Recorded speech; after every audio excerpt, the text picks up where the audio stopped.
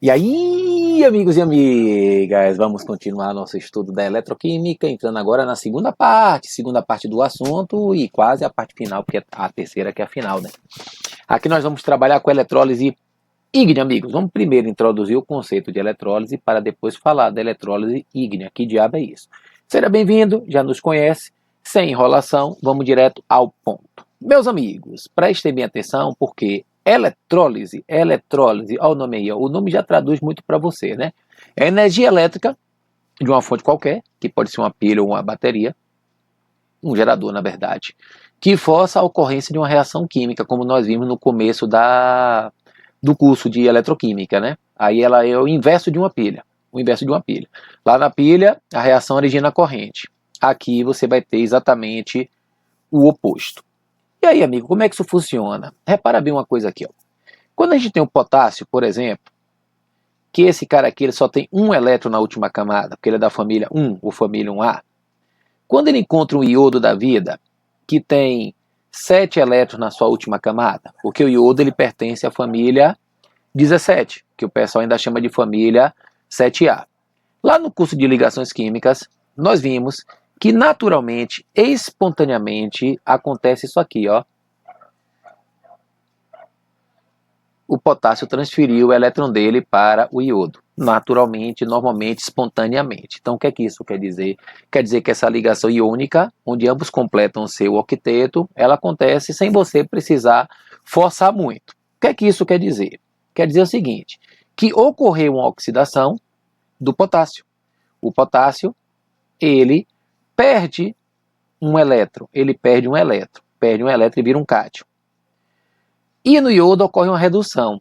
O iodo, ele ganha esse elétron e ele forma o ânion, por isso que a ligação é iônica. Isso é lá de trás, lá de trás. O que acontece aqui? Acontece o seguinte, lá pelaquela tabelinha de potencial que você não precisa memorizar, que é dada, lá nós temos que o potássio, ele tem um potencial de menos 2,92 volts de sofrer a redução, enquanto que o iodo tem um potencial de mais 0,53. O que é que isso quer dizer? Que prevaleceu aí a espontaneidade. O potássio tem menor tendência de sofrer redução, já que é menos 2,92, e o iodo tem maior tendência, que é mais 0,53. O que é que isso quer dizer? Quer dizer que para eu formar o iodeto de potássio, eu preciso vencer uma diferença de potencial, uma diferença de menos 92 para 0,53, que vai dar 3,45. 3,45. Bom, então isso acontece naturalmente, sem nenhum problema. O iodo, o potássio, aí faz a ligação iônica deles, na paz. Só que aí, o que é que nós temos? Nós podemos forçar o oposto disso. Como é forçar o oposto disso, amigo? Montando essa parafernália, que você chama isso aqui você tem uma bateria pode ser também uma pilha, na verdade é um gerador, onde aqui você tem uma cuba eletrolítica, lá na pilha chama de célula galvânica, aqui chama de eletrolítica, na pilha a gente chama de galvânica, e aí nós temos aqui um polo positivo, onde os elétrons vão ser aspirados, eles saem, os elétrons saem daqui, saem, e nós temos aqui, ó, um polo negativo, que é o polo que ele puxa os elétrons. Aqui, como os elétrons estão saindo, é o polo da oxidação, é o polo da oxidação. Aqui, como eles estão chegando, é o polo da redução, o polo da redução. Então, o que acontece? Esse gerador está fazendo isso. Ele está fazendo isso. O polo positivo dele vai puxando elétron, vai tirando os elétrons, tirando. Por isso que chama de oxidação. Ele vai arrancando os elétrons ali, ó, forçado. Porque você vê que naturalmente a oxidação, aqui, ó, quando você tem oxidação, você tem que naturalmente ela perde o elétron. Aqui você está forçando isso aqui. Aí você diz, e aí, amigo? E acontece o seguinte, isso aqui você chama de ânodo ou anodo. Ânodo ou anodo. Isso aqui você chama de cátodo ou catodo. Continua aqui, ó, ele perdendo elétrons e continua ganhando elétrons. Então preste bem atenção para você poder pegar essa diferença. A oxidação, ela ocorre no ânodo, só que o polo é positivo. Por quê? Porque é um processo forçado. O polo positivo que puxa os elétrons, desse eletrodo. Então, o que é que isso quer dizer? Quer dizer que aí você está forçando a coisa a acontecer. Por isso que o polo é invertido. Você inverte a polaridade, mas continua sofrendo oxidação o ânodo e continua sofrendo redução o cátodo. Agora preste bem atenção. Aqui você tem que ter íons livres, íons com mobilidade, movimentação. Geralmente você pode ter aqui duas opções. Isso aqui você tem, no caso, a concentração, os íons que têm concentração de carga negativa, que são os ânions, eles são atraídos pelo polo positivo. Agora aqui, amigos, enquanto que os íons que têm concentração de carga positiva, que são os cátions, eles vão ser atraídos pelo cátodo, que é polo negativo. Então preste bem atenção no esquema. O que é que você tem aqui? Ó? Você tem aqui uma bateria que vai puxar elétrons, vai arrancar elétrons. O que é que isso quer dizer? Significa dizer que esse cara aqui, ó, ele tende a ficar positivo. É um processo forçado. Isso é o polo positivo da sua eletrólise. Enquanto que aqui, ela injeta elétrons. Ela vai jogando aqui elétrons aqui dentro. Ou seja, significa dizer que esse cara aqui é um polo negativo, porque ele está ganhando elétrons. Só que aí na solução, o que acontece? Essa sua placa, ela está positiva. Então ela atrai os ânions que são negativos. Essa placa está negativa. Então ela atrai os cátions que são positivos. Então o que é que isso quer dizer, amigão? Quer dizer o seguinte, que quando você for trabalhar com esses caras, você precisa ter seus íons dissolvidos, que a gente vai chamar isso de eletrólise aquosa, ou então fundidos, que a gente vai chamar isso de eletrólise ígnea, para que ele tenha liberdade de movimento. Só que você vai entender isso quando eu lhe der o exemplo. Então preste bem atenção. Aí o que acontece aqui, amigão? Acontece o seguinte, aqui você tem uma corrente, ela tem que ser contínua, para poder isso acontecer, corrente contínua. Você tem que ter aqui, ó, uma força eletromotriz que seja suficiente para vencer o que acontece naturalmente. Por exemplo, se aqui o potássio perde o elétron naturalmente e o iodo ganha naturalmente com 3,45 volts, para você fazer o oposto, fazer o potássio perder, fazer o potássio ganhar e o iodo perder, o que é que vai acontecer, amigão? Você vai ter que ter uma força maior do que 3,45. Por isso que ela tem que ser suficiente para vencer essa que já acontece naturalmente. Você pode ter eletrodos inertes. O que quer dizer inertes? Que não faz nenhuma reação, eles não reagem. Eles resistem bem ao calor, resistem bem aos eletrólitos e resistem também à passagem da corrente. Existe a possibilidade de você ter eletrodos ativos, que são aqueles que vão fazer que sofrem reação, vão fazer a reação acontecer com eles também, além de acontecer na eletrólise. Aí você fala, mas amiga, eu não consigo entender esse negócio. Isso é normal. Por que isso é normal, amigão? Porque só entende essas coisas quando você vai praticar. E é por isso que eu vou lhe mostrar agora como é que acontece uma eletrólise ígnea. Ígnea quer dizer o que, amigo? Ígnea quer dizer que você vai ter uma parafernália muito parecida com essa, com aquela que está aqui do lado, onde você vai ter o composto fundido. Olha que aí tem um Nzinho para você não se atrapalhar. Fundido. O que é que isso quer dizer? Preste atenção.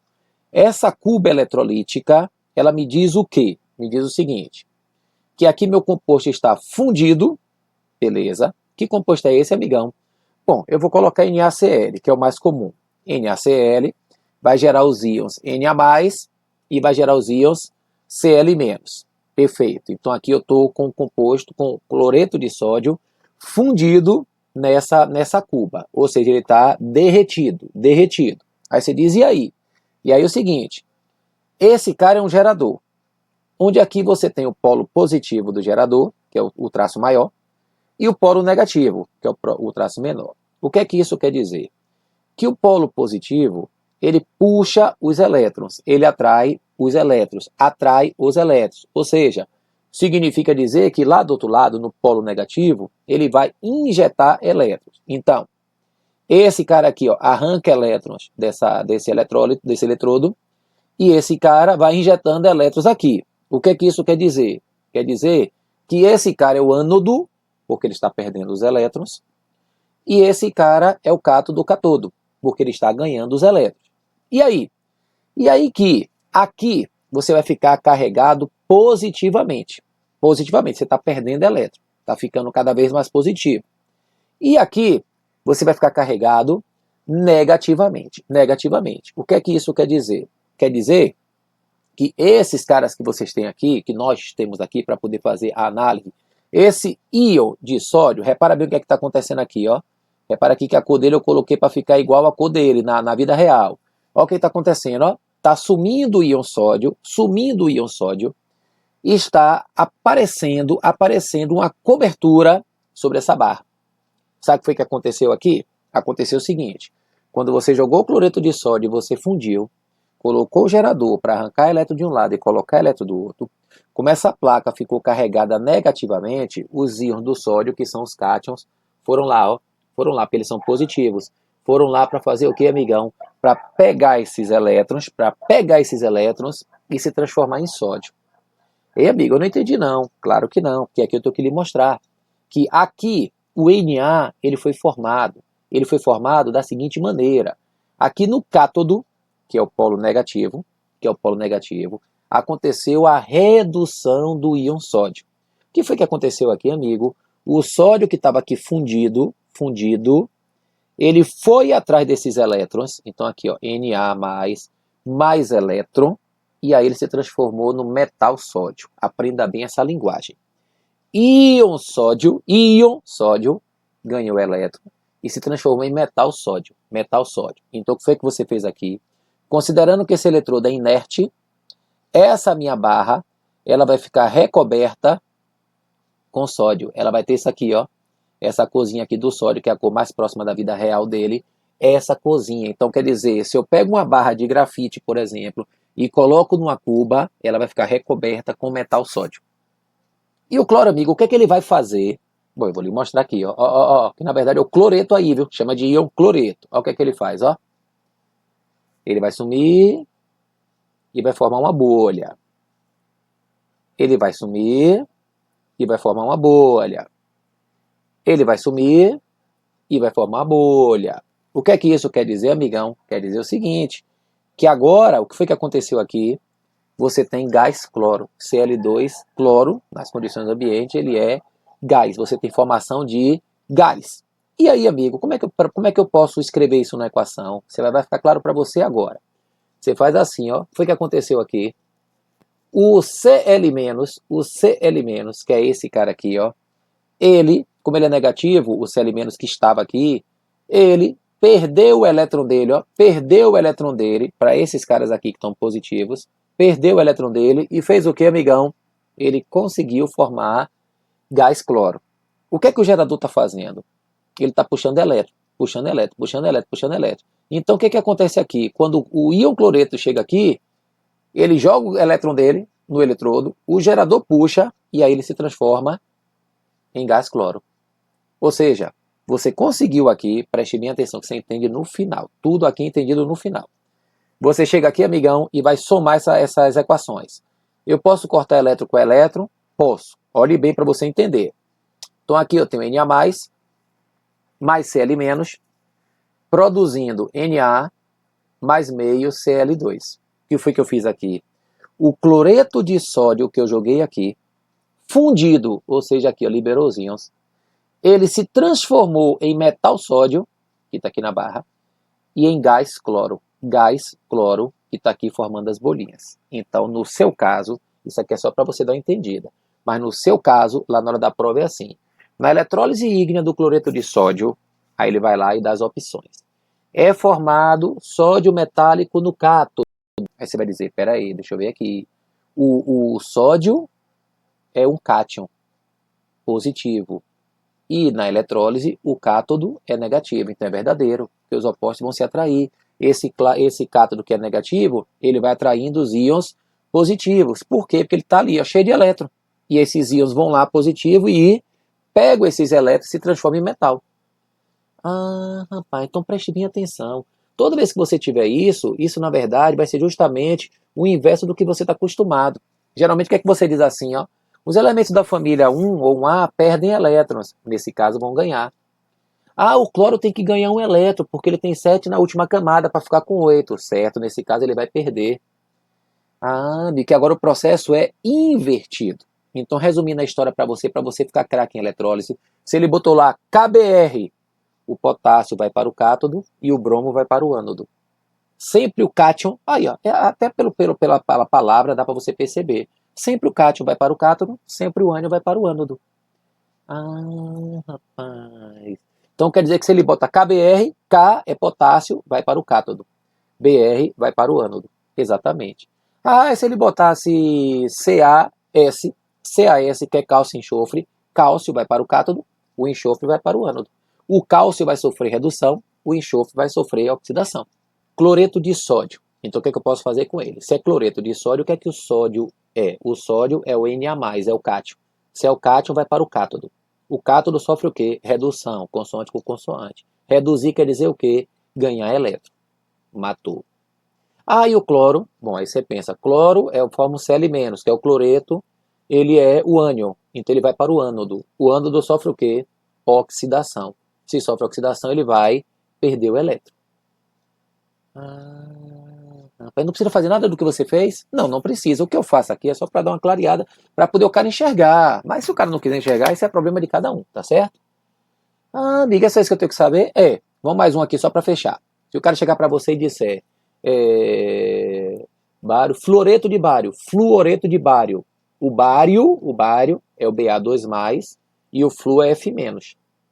Ah, então quer dizer que o bário é o cátion. Se ele é o cátion, vai para o cátodo, certo? O cátodo reduz, certo? Se reduz, ganha elétron, perfeitamente. O flúor vai formar o F-, sim, F- é o ânion, certo? Se ele é o ânion, vai para o ânodo, correto? Se ele vai para o ânodo, ele vai oxidar, sim. Se vai oxidar, ele vai perder elétrons. Fechou. É isso aí. Show de bola, meus amigos. Então aí chegamos ao final dessa primeira aula de eletrólise. Vamos fazer mais na próxima, que é importante também para o auxílio agudo, tá certo? Valeu, muito obrigado, tire onda. Fui!